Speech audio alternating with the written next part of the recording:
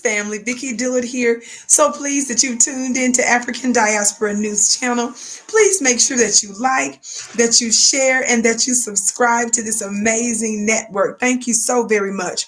Family, I don't know how many of you all have been keeping up with this news, but I'm reading to you today from a piece by Luke Kenton, and it's titled, Malcolm X's Family releases former NYPD cop's deathbed letter that claims the FBI and police conspired in the civil rights leader's 1965 assassination, and his daughters demand murder probe be reopened. Now listen, these are the basics of it, right? The letter was said to have been written by former undercover NYPD officer Ray Wood, who claims he was part of an FBI and police plot to kill Malcolm X. Of course, we know that Malcolm was killed in February of '65. Wood says he was pressured by the NYPD supervisors to lure two members of Malcolm X's security detail into committing crimes so that they could be arrested. Those arrests kept the two men from managing door security at the ballroom and were part of a conspiracy between the NYPD and the FBI to have Malcolm killed, it's now claimed. It goes on to say in his later dated January 27, 2011, the former officer claimed his actions were done under duress and fear of retaliation. It says now Malcolm X's three daughters are calling for authorities to reopen their father's murder investigation exactly 56 years ago. Family, the situation with this is this. We know that conscious Black people and organizations have been calling this out for some time. So this isn't new. See, this is the part where y'all pretend like you didn't believe Black folks, for example, the NOI and so forth, that was telling the truth the whole time and was providing nothing but receipts and evidence and documentation for those that are not intellectually lazy.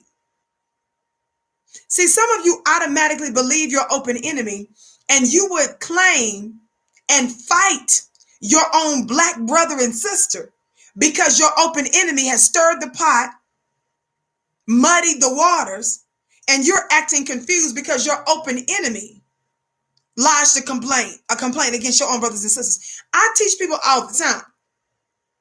When someone who's a member of the dominant society, particularly those that we know have white supremacist traits, come to you with any mess about your brother or sister, you don't even ever deal with the allegations that they're making. You first and foremost, always, henceforth, even forevermore say, who told you that? You must consider the source, number one. And if it's true, according to John chapter 8, that the individuals that the scripture describes as the devil is a liar, then you should just assume the fact that they're moving their lips that they're lying. Somebody talk Black to me. They're not just lying. They are a walking, moving lie. That means that the sound that their boots make is a lie. That's a lie. The sound is a lie from the boot. When they parallel park, the parallel parking is a lie park. When they're shaving, it's a lie shave. When sister's rolling her hair, taking a bubble bath, it's a lie bubble bath, it's a lie roller. Somebody talk Black to me. Everything that they do is a lie. Moreover, even if you think that the allegations that they're making seem to have any level of legitimacy to it, and you're not sure, you don't even need to tell them that. You can keep your confusion and your indecision to yourself so as not to give any place to your open enemy. Somebody Black talk Black to me. The next step you need to take is two forms of ID. Somebody say two forms of ID. What do you mean, Vicki? Whenever somebody that you know has a white supremacist trait and they're a member of the dominant society and you know that they're used to stirring up mess, you ask for two forms of ID. You got to do a background check, baby.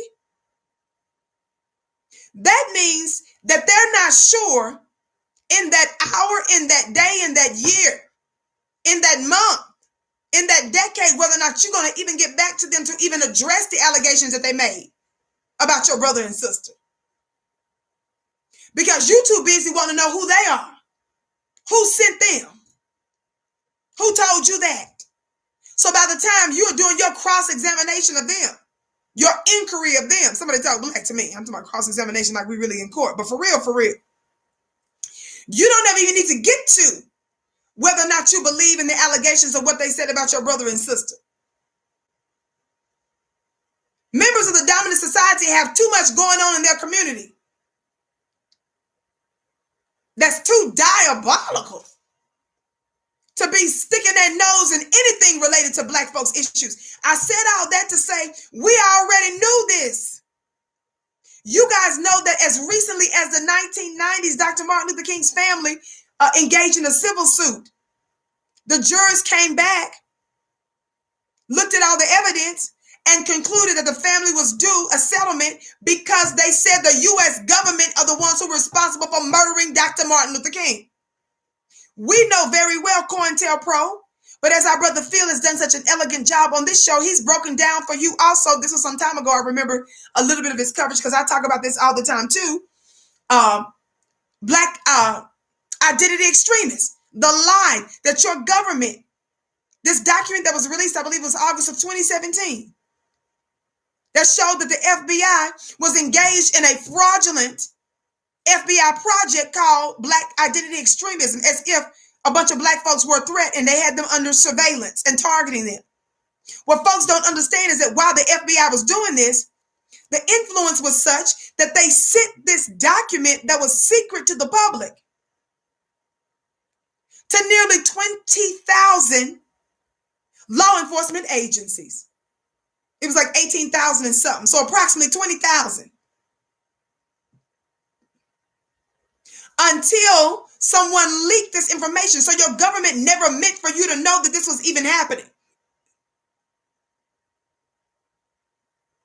All to find out that it was based on a lie. We don't need to just reach back to the 50s and 60s and look at COINTELPRO 2. We're looking at it right today. You know your own cousin, your own niece, your own nephew. And if nobody in your family, someone down the road, someone at your church, your place of worship that you know that has been set up. You look at the high profile cases today, there is some element that's shady, whether Breonna Taylor. We know that they had no business even having a warrant because the warrant was based on the lie. The police that got the warrant in the Breonna Taylor's case in Kentucky lied and said that the postal inspector told them that suspicious mail was being received. Postal inspector who represents the feds came out and said, no, we didn't. That's a lie. Then we know earlier during that, we know that there wasn't a sufficient body cam footage for the invasion, but we found out that just prior to those same officers that were engaged in other police activity had their body cameras on. Somebody talk black to me. We find out that they tried to implicate Breonna Taylor in her own murder by having her ex-boyfriend that was looking at some time and some charges, by having her ex-boyfriend implicate Breonna Taylor in his criminal situation. Thank God he had more integrity to say no.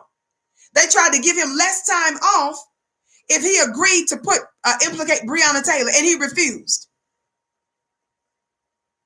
Then, if that wasn't enough, we know her current boyfriend that was responsible for endeavoring to legally protect her with the lawful gun he had because he thought someone was breaking into his home. He even called the police.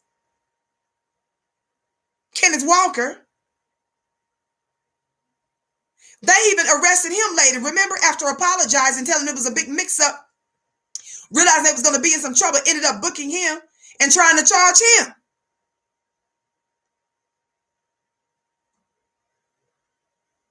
Then don't get me started with the injustices of Daniel Cameron, better known as Oh Danny Boy.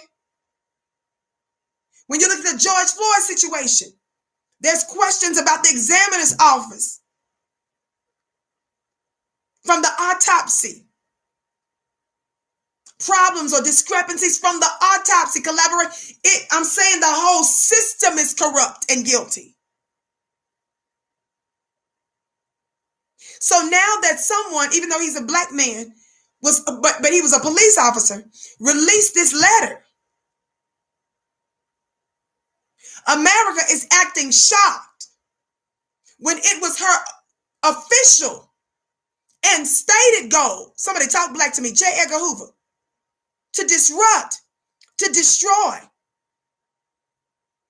black organizations, black liberation organizations. Your government was responsible officially for the murder, assassination of a number of black folk and the destruction of their organization and their pro-black efforts. This is America's general get down. This is not a departure from how America does business. Somebody black talk black to me. What happened in Brother Malcolm's case is not a departure for how America gets down. It's her normal get down. Stop playing, y'all. I've just given you recent examples. Now, what you gonna do about it in terms of holding this government accountable? And are we going to finally unify? Finally start policing our own communities as much as possible? Finally resolving some of our own issues as much as possible? Finally teaching our own babies as much as possible? Supporting each other's businesses and operating as a nation within a nation and doing business with members of the black diaspora, those that we can do business with. Talk black to me.